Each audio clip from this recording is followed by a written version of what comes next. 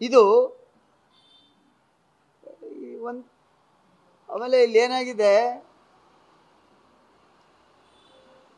ಈ ಕೋತಿ ತಿಂದ್ಬಿಟ್ಟು ಮೇಕೆ ಬಾಯಿಗೆ ಒರೆಸ್ತದಲ್ಲ, ಆ ಥರ ಆಗೈತೆ. ಇದ್ರ ಬಗ್ಗೆ ಬಹಳಷ್ಟು ವಿಚಾರ ಗೊತ್ತಿದೆ ನನಗೆ. ನಾನು ಪ್ರಾಧಿಕಾರದ ಅಧ್ಯಕ್ಷ ಆಗಿದ್ದವನಲ್ವಾ. ಪಾಪ ನಮ್ಮ ಪುಣ್ಯಾತ್ಮ ತಂದೆ ತಾಯಿಯಂದ್ರು ಕೆಲವರು ಒಂದು 20 ವರ್ಷ ಗರಗರನ್ ಸುತ್ತವನೆ, ದಿವಸ 20-30 ಮದುವೆ ಮಾಡ್ತಿದ್ದ, ದುಡ್ಡೆಲ್ಲ ಖರ್ಚು ಮಾಡ್ಕೊಂಡವನೆ. ಒಂದು ಸ್ವಲ್ಪ ಇರಲಿ ಅವನು, ಇವನಿಗಿನ್ನ ಬೇರೆಯವ್ರಿಗೆ ಒಳ್ಳೆ ಕೆಲಸ ಮಾಡೋನ್ಗೆ ಅವಕಾಶ ಮಾಡೋಣ ಅಂತ ಮಾಡಿರುವಾಗ ನಮ್ಗಿದು ಬೇಡ ಅಂತೇಳಿ ಸದ್ಯಕ್ಕೆ ನಾವು ಯಾವ ವಿಚಾರಕ್ಕೂ ಹೋಗ್ದೇನೆ ನಮ್ಮ ಕೆಲಸ ನಾವು ಮಾಡ್ಕೊಂಡು ಹೋಗ್ತಾ ಇದ್ದೀವಿ. ಪಕ್ಷ ಸಂಘಟನೆಯಲ್ಲಿ ಇದ್ದೀವಿ.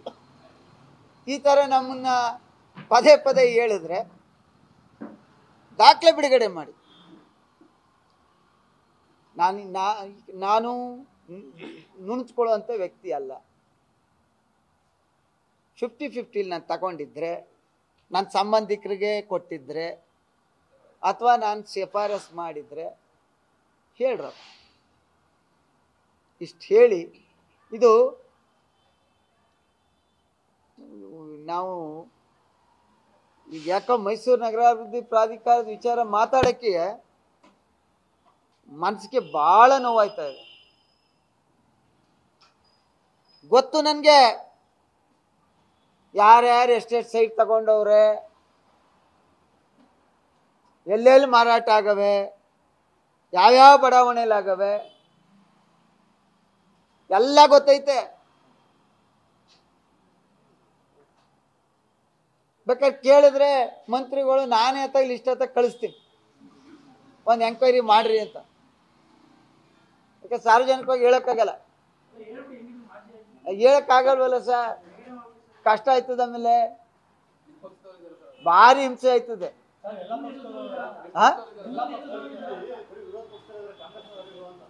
ಅಯ್ಯೋ ಅದನ್ನೇ ಸರ್ ನಾನು ಹೇಳ್ತಾ ಇರೋದು. ಸರ್ ಇಲ್ಲಿ ಆಯ್ತು ಸ್ವಾಮಿ, ಇಲ್ಲಿ JDS ಅಲ್ಲಿ ಹೇಳಿದಿರಿ, BJPಯವ್ರು ಹೇಳಿದಿರಿ, ಅದು ಕೆಲವೆಲ್ಲ ತಪ್ಪು ಮಾಹಿತಿ. ಯಾಕೆಂದ್ರೆ ಇಷ್ಟೆಲ್ಲ ಆಯ್ತಿತ್ತಲ್ಲ, ನಿಮ್ಮ ಕಾಂಗ್ರೆಸ್ ಮೆಂಬರ್ ಯಾರು ಇಲ್ವಾ? ನಮ್ಮ ತನ್ವೀರ್ ಸೇಠು, ನಮ್ಮ ಸ್ನೇಹಿತರು, ಅವ್ರಂಚೂರು ಬಾಯ್ ಬಿಡ್ಬೇಕು. ಅವ್ರಿಗೆಲ್ಲ ಒಂದು ಸ್ವಲ್ಪ ಗೊತ್ತಿದೆ, ಅವ್ರು ಸ್ವಲ್ಪ ವಿಚಾರ ಗೊತ್ತಿದೆ, ಅವ್ರನ್ನ ಒಂಚೂರು ಬಾಯ್ ಬಿಡಿಸಿ. ನಾನು ಹೇಳಿದ್ನಲ್ಲ ಸ್ವಾಮಿ, ನಾನು ಏನಾರ ಒಂದು ಪತ್ರ ಬರ್ದಿದ್ರೆ, ಆಮೇಲೆ ನಾನು MLA, ಈಗ ಮಾಜಿ ಮಂತ್ರಿ ಆಯಿತು, ಯಾರೋ ಪ್ರೀತಿಗೆ ಅಭಿಮಾನ ಇಟ್ಟು ಮಾಜಿ ಸಚಿವ ಓಲಿ ಒಂದು ಪತ್ರ ಕೊಟ್ಟವನೇ ತಡಿಯಪ್ಪ ಅಂತೇಳಿ ಮಾಡಿದ್ರು. ಆ ಪತ್ರನಾರ ರಿಲೀಸ್ ಮಾಡಿ, ಅದೆಷ್ಟು ಆ ಪತ್ರಕ್ಕೆ ಮನ್ನಣೆ ಇಟ್ಟು ಕೊಟ್ಟಿದ್ದೀರಿ, ನಿಮ್ಮೆಲ್ಲರ ಮುಂದೆ ಹೇಳ್ತಾ ಇದ್ದೀನಿ, ಅಷ್ಟು ಸೈಟ್ನ, ಆ 50-50 ಸೈಟ್ನ ಪ್ರಾಧಿಕಾರಕ್ಕೆ ಸರೆಂಡರ್ ಮಾಡ್ಸೋಕ್ಕೆ ನಾನು ಬದ್ಧ. ಅದಕ್ಕೆ ಹೇಳ್ತಾ ಇದ್ದೀನಲ್ಲ. ಅಥವಾ ನಾನು ಒಂದು ಸರ್ವೆ ನಂಬರ್ ಹೇಳಿದ್ದೀನಿ, ಅದು ನಾನು ಶ್ರೀಮತಿ ಹೆಸರಲ್ಲೇ ಇರೋದಪ್ಪ, ಅದ್ರಲ್ಲಿ 50-50 ಏನು ಬರ್ತದೆ? ಅದೆಲ್ಲ ಆಗದಿ ಆಳ್ದು ತೆಗೆದು ಎಲ್ಲ ಆಯ್ತಲ್ಲ. ಈ ಕಡೆಗೊಂದು ಚೈನು, ಆ ಕಡೆಗೊಂದು ಚೈನು ಎಲ್ಲ ಹಿಡ್ಕೊಂಡು ನೋಡಾಯ್ತಲ್ಲ. ಅದ ನಿಮಗೂ ಎಲ್ಲ ಭಾಳಷ್ಟು ಜನ ಸ್ನೇಹಿತರು ಗೊತ್ತದೆ. ಅದು ಹೇಳ್ತೀನಿ ಇನ್ನೊಂದು 15 ದಿವಸದಲ್ಲಿ, ಅದ್ರದ್ದೊಂದು ಕಥೆ ಇದೆ, ಹೇಳ್ತೀನಿ. ಈಗ ಈ 3 ಸರ್ವೆ ನಂಬರು ಇದು ಯಾರು ಗಲಾಟೆ ಆಗದೆ? ಈಗ ನಾನೇ ಹುಡುಕ್ಬೇಕು, ಇದು ಯಾರು ತಡೆ ಅಂತ ನನ್ನಿಂದ ಟ್ರೈ ಮಾಡ್ತಾ ಇದ್ದೀನಿ. ಅದಕ್ಕೆ ನಾನು ಈ ಫೈಲ್ಗೆ ಒಂದು RTIನಲ್ಲಿ ಅರ್ಜಿ ಹಾಕ್ತಾ ಇದ್ದೀನಿ. ಸೈನ್ ಯಾವಾಗಾರ ಹಾಕಿದ್ದೀನ? ಯಾಕೆಂದರೆ ನಾವು ಇಲ್ಲಿವರೆಗೆ ನಾನು ವ್ಯವಹಾರ ಮಾಡದೆ, ಪ್ರಾಧಿಕಾರ ಎಷ್ಟು ಸೈಟ್ ಕೊಟ್ಟದೆ ಅಷ್ಟರಲ್ಲಿ ಅಷ್ಟೇ ಸುಮಾರು ಸೈಟ್ ನಾನು ಕೊಟ್ಟಿದ್ದೀನಿ. ಆದರೆ ಭಾಳಷ್ಟು ಜನ ಪ್ರಯತ್ನ ಮಾಡಿದ್ರು, ಯಾವುದುವೆ ಗೋಮಾಳನೂ ಯಾವ ಕೆರೆ ಒತ್ತುವರಿ ಆಗಿರೋದು ಮಾಡಿಲ್ಲ. ಅದಕ್ಕೆ ನನ್ನ ಸ್ನೇಹಿತನೇ ಅವನು ಹೇಳಿ, ಅದೇನು ಬಾಯ್ ಬಿಡಪ್ಪ, ಅದೆಲ್ಲದೆ ಪತ್ರ ಬಿಡುಗಡೆ ಮಾಡಿ. ಆ ಪತ್ರ ನಾನು ಕೊಟ್ಟಿದ್ರೆ, ಆ ಪತ್ರ ನಂದೇ ಆಗಿದ್ರೆ, ನಾನಂತೂ ಕೊಟ್ಟಿಲ್ಲ.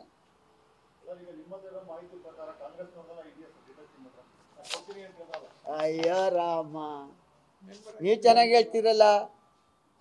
ಆಯ್ತ್ರಪ್ಪ, ಈಗ ಇಲ್ಲಿ ಮಂಜೇಗೌಡ್ರವ್ರೆ, ಇನ್ನು ನಮ್ಮ ನಾಯಕರು ಹೆಸರು ಹೇಳವ್ರೆ. ನಿಮ್ಮ ಮೂಡ ಮೆಂಬರ್ಗಳೆಲ್ಲ ಏನ್ ಮಾಡ್ತಿದ್ರು ನಿಮ್ಮ ಪಾರ್ಟಿಯವರು? ಸುಮ್ ಕೂತಿದ್ರು ಅವರು? ಅವ್ರೇನ್ ಮಾಡ್ತಿದ್ರು? ಆಡಳಿತ ಪಕ್ಷ ವಿರೋಧ ಪಕ್ಷದವ್ರು ತಗೊಳಕ್ಕೆ ಆಡಳಿತ ಪಕ್ಷದವ್ರು ಕೂತ್ಕೊಳ್ಳೋ ಅಂತ ವ್ಯವಸ್ಥೆ ಇದೆಯಾ ಇಲ್ಲಿ? ಅಲ್ಲ, ಒಂಚೂರು ನನ್ನ ಸ್ನೇಹಿತ ತನ್ವೀರ್ ಒಂಚೂರು ಬಾಯ್ ಬಿಡು ಅಂತ ಫೋನಲ್ಲಿ ಮಾತಾಡ್ತೀನಿ, ಒಂಚೂರು ಹೇಳು ಅದೇನಂತ. ಅದರಿಂದ ಇದು ವಿಷಯನ ಡೈವರ್ಟ್ ಮಾಡುವಂತ ಕೆಲಸ. ವಿಷಯನ ಡೈವರ್ಟ್ ಮಾಡುವಂತ ರೀ. ನೀವು ಇಲ್ಲಿ ಏನು ಯೋಚನೆ ಮಾಡ್ಬೇಕಂದ್ರೆ 50-50 ಕೇಂದ್ರ ಸರ್ಕಾರ, ಸರ್ವೋಚ್ಚ ನ್ಯಾಯಾಲಯ, ಉಚ್ಚ ನ್ಯಾಯಾಲಯ ಎರಡೂ ಕಡೆ ಸೈಟೇಷನ್ ಇದೆ. BDNL ಕೊಡ್ತಾ ಇದ್ದಾರೆ ನಿಜವಾದಂಥ ರೈತರಿಗೆ. ಆಯ್ತಾ? ಕೊಡೋದೆಷ್ಟು ಸಾವಿರ? 11,000 ಅಡಿ. 11,400 ಅಡಿ ಒಂದು ಎಕರೆಗೆ. 9 ಗುಂಟಿಗೆ ಎಷ್ಟು ಸೈಟ್ ಬರ್ತದ್ರಪ್ಪ? ಆಮೇಲೆ ಇಲ್ಲಿ ಯಾರ್ದೋ ಒಬ್ರದು, ಯಾರ್ದೋ ಹೇಳವ್ರೆ, 1 ಗುಂಟೆ 50-50 ಎಷ್ಟು ಬರ್ತದೆ?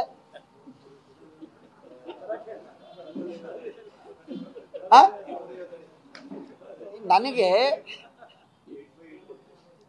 ಅದರಿಂದ ನಮ್ಮ ನಗರಾಭಿವೃದ್ಧಿ ಸಚಿವರು ರಾಜ್ಯದ ಜನತೆನ ನಾನು ಒಪ್ಕೋತಿದ್ದೆ. ಇಲ್ಲಿ ಇನ್ನೂ ಕೆಲವರ ಹೆಸರು ಬರಬೇಕಿತ್ತು. ಇಲ್ಲಿ ಇಲ್ಲದೆ ಇರೋರನ್ನ ಕೆಲವರು ಸೇರಿಸಿದ್ದೀರಿ, ಇರೋರನ್ನ ಕೆಲವರು ಬಿಟ್ಟಿದ್ದೀರಿ. ಇದು ನ್ಯಾಯನಾ?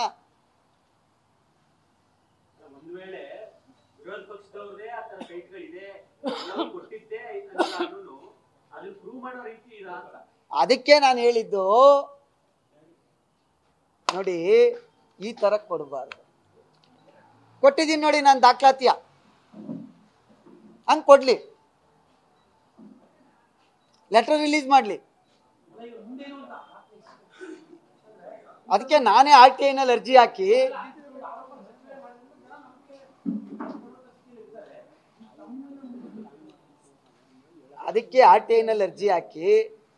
ಈ 3 ಕಡತ ತಕೊಂಡು, ಇದೇ ತಾನೇ ಹೇಳವ್ರೆ, ತಕೊಂಡು ನಿಮ್ಮ ಮುಂದೆ ಇದಕ್ಕೆ ಯಾರು ರೆಕಮೆಂಡ್ ಮಾಡಿದ್ರು? ಈ ಸರ್ವೆ ನಂಬರ್ ಐತಲ್ಲ. ನ್ಯೂಸ್ ಫಸ್ಟ್, ನಿರ್ಭೀತಿಯಿಂದ ನಿಮ್ಮ ಪರವಾಗಿ.